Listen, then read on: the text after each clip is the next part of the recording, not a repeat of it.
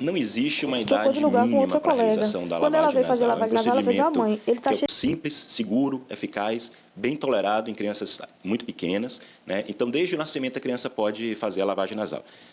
Agora, a gente tem que ter alguns cuidados em relação à técnica que é utilizada, os dispositivos de dispensação de soro e o volume do soro. Então, se a gente tomar esses cuidados em relação à técnica, volume e dispositivos, é um procedimento muito seguro, muito simples e eficaz. Pode mostrar para a gente, doutor, por favor? Claro. Né?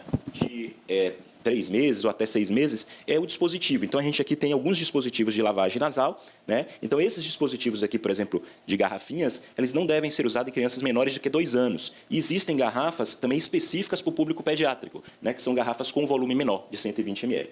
Então, numa criança de 3 meses, utilizando seringa, por exemplo, a gente vai utilizar seringas pequenas, que têm um volume menor. Pode mostrar para a gente? Sim, aqui é uma seringa de 1 ml, essa aqui é uma seringa um pouco maior, mas até 6 meses de 1 ml. Então, a gente vai puxar o soro, né? E a gente vai colocar esse soro no nariz da criança. Uma outra questão muito importante é o posicionamento da criança. Então, a criança não deve estar deitada, porque isso vai facilitar a aspiração desse soro, ou seja, que esse soro vá cair na via aérea da criança. Então, a criança deve estar sentada, um pouco inclinada para a frente, e a gente vai colocar o soro no nariz da criança, né? Sempre em direção lateral, né? E também a pressão que você vai fazer com o soro não deve ser uma pressão muito forte. Então, deve ser uma dispensação suave do soro na fossa nasal, né? Então, o que pode provocar um engasgo, por exemplo, numa situação como essa? O que pode provocar um engasgo é o posicionamento da criança. Então, uma criança deitada, por exemplo, ela pode facilitar o engasgo e, principalmente, Miller, o volume.